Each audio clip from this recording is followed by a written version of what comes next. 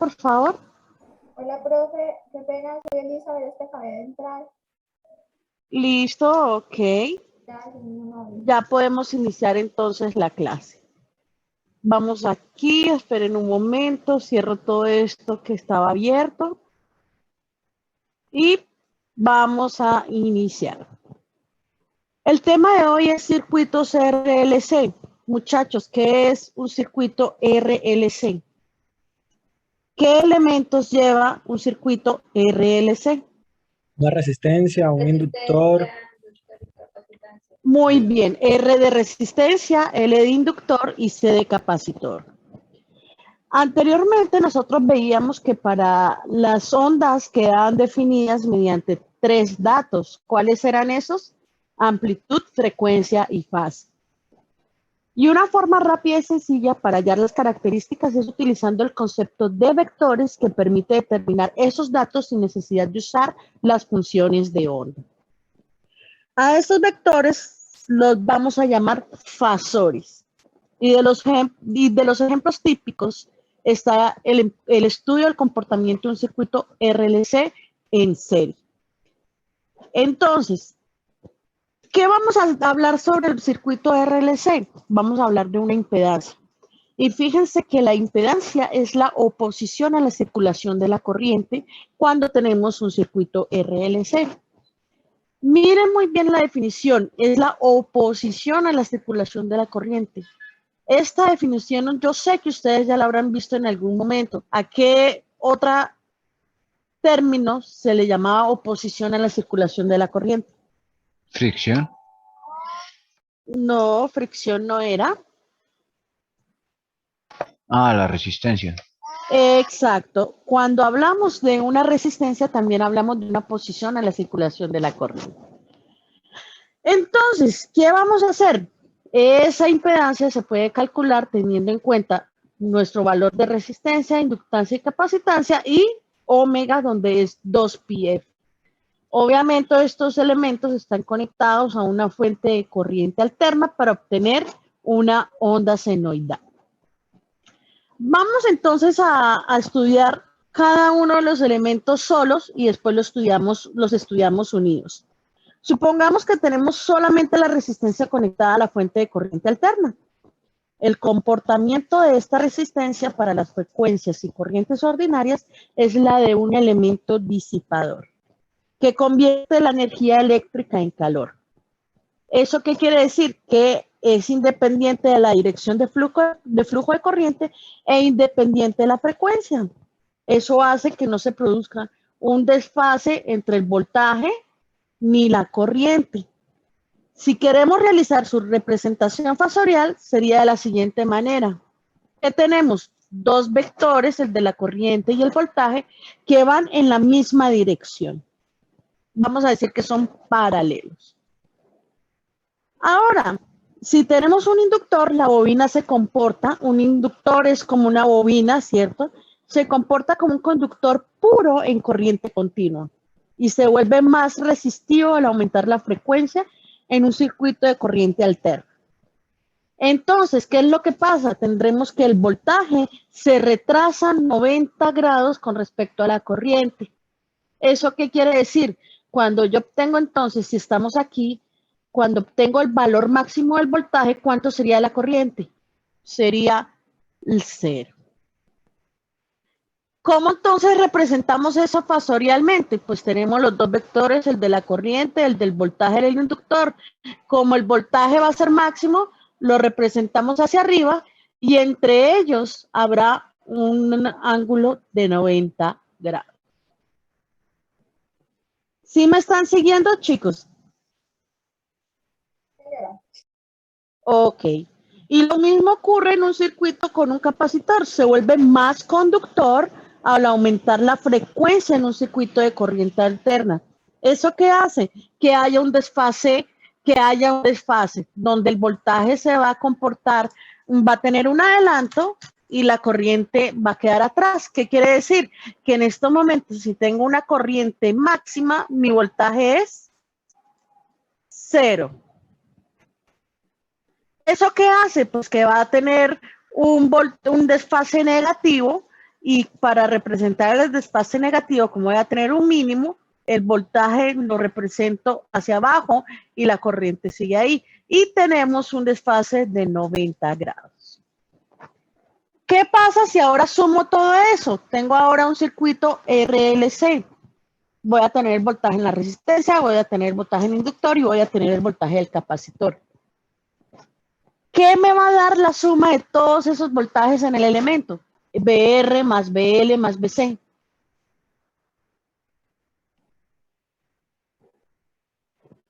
El voltaje total. El voltaje total de la fuente. Entonces, si voy a representar mediante esos vectores, voy a hacer la suma de vectores que voy a obtener el voltaje en la fuente. Entonces, mire, tengo el voltaje de la resistencia más el voltaje del inductor, pero y el más el voltaje del capacitor. Pero ¿qué es lo que pasa? El voltaje del inductor va hacia arriba, el voltaje del capacitor va hacia abajo. Hay un ángulo de 180 grados entre ellos. ¿Qué hace entonces que sea una resta? O sea que este lado resulta ser la resta del voltaje del inductor menos el voltaje del capacitor. Y a esto lo llamamos triángulo de tensiones. Como aquí hay un desfase de 90 grados, tengo un triángulo rectángulo. Entonces, si este lado es voltaje del inductor menos el capacitor, y ese es el voltaje de la resistencia, eso me dio la suma del vectorial de cada uno de los voltajes, con este lado voy a obtener el voltaje. ¿Cómo obtengo el voltaje si tengo este lado y este lado del triángulo?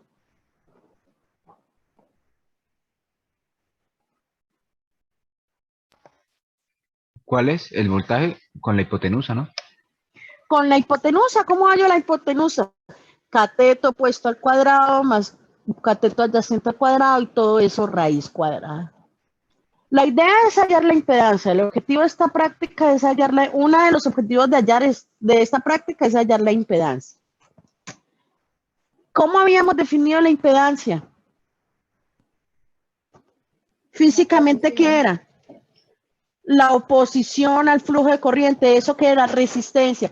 Y si yo quiero hallar resistencia y tengo voltaje y corriente, ¿cómo hallo la resistencia? Dividiendo sobre la corriente. Voltaje sobre corriente, o sea, con eso, si al triángulo este lo divido en la corriente, tengo el triángulo de impedancias. Ah, ok, y reemplazando el valor del voltaje total que lo hallamos con la hipotenusa dividido en la corriente, tengo la impedancia. Entonces, fíjense, tenemos una impedancia, vamos a llamar eso impedancia teórica, y tenemos la impedancia experimental, que es la que acabamos de deducir. Midiendo unos voltajes podemos hallar la impedancia. Fíjense que entre el voltaje de la resistencia y el voltaje de la fuente hay un desfase. ¿Cómo calculamos ese desfase?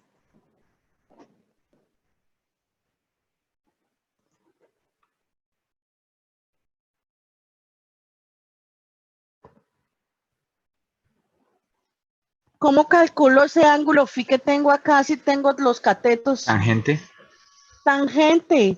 Tangente a la -1 del cateto opuesto sobre cateto adyacente. Bueno, chicos, esto es la deducción de las ecuaciones que vamos a utilizar para esta parte del laboratorio. ¿Entendieron de dónde salieron? ¿Entendieron la parte matemática de teórica? ¿Aló? Okay. Creo que sí. Bueno, vamos. ¿Por qué crees? ¿En dónde dudas? ¿En cómo lo aplicaré yo? Ok, pero ¿entendiste la matemática? Sí, sí. Entonces vamos a ver cómo lo vamos a aplicar. Les envío el link por el chat, pero obviamente primero me ponen cuidado de qué es lo que vamos a hacer. Para ingresar a este simulador tenemos que estar inscritos. Para inscribirnos tenemos que hacer clic aquí donde dice Sign Up. Cuando uno hace Sign Up, uno pone sus datos, su correo, preferiblemente el correo electrónico personal, la contraseña, bueno, como ustedes, el correo que ustedes quieran. Y una vez inscritos, pues hacemos clic en Login y ahí es donde yo voy con mi correo y mi contraseña a ingresar e iniciar sesión. Una vez que yo haya iniciado sesión, ¿qué voy a hacer? Crear circuito. Entonces, aquí donde dice crear circuito, voy a hacer clic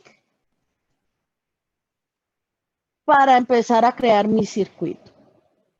Circuito RLC. Este es mi protoboard virtual.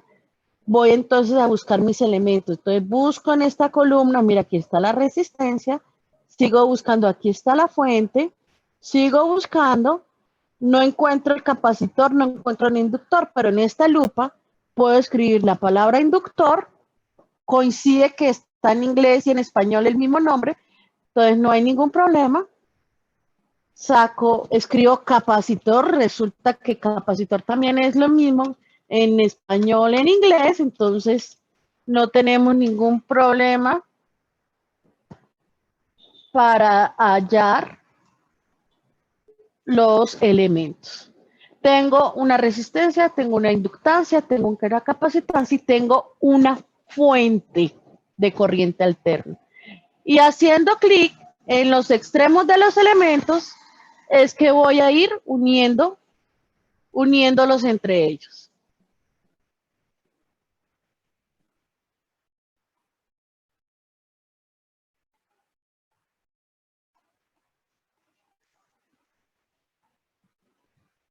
Listo. Voy a medir unos voltajes y voy a medir una corriente para poder calcular esa impedancia. Pero para poder continuar, yo necesito tomar unos ciertos valores de capacitancia, definir unos ciertos valores de inductancia y un cierto valor de resistencia. Solamente vamos a trabajar con un solo circuito. Pero ¿cuál es la idea? Que cuando yo tome esos valores, mi factor de calidad, que es lo que voy a llamar Q, tiene que dar mayor a 1. Si no, nuestros valores van a estar muy bajitos y no vamos a poder observar lo que queremos ver. Entonces, por ejemplo, voy a ir al simulador y voy a escoger, por ejemplo, en 10 ohmios, voy a escoger ¿cuánto es?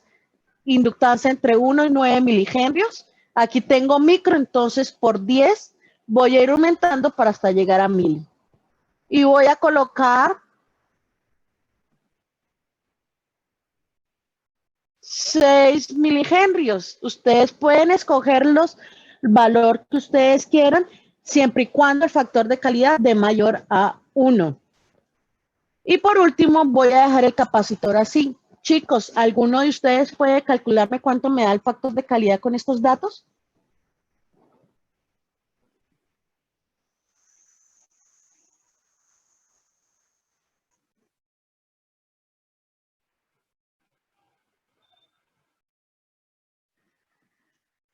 ¿Cómo?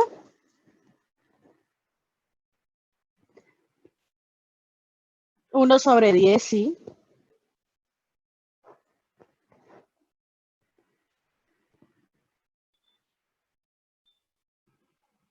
Exactamente, buena pregunta. Aquí tengo 6 milihenrios, tengo que trabajar con el sistema internacional, entonces sería 6 por cuánto para llegar a henrios. Por 1000. Por 3 a la menos, por 10 a la menos 3. Por 10 a la menos 3, entonces 6 por 10 a la menos 3, y microfaradios, ¿cuánto es?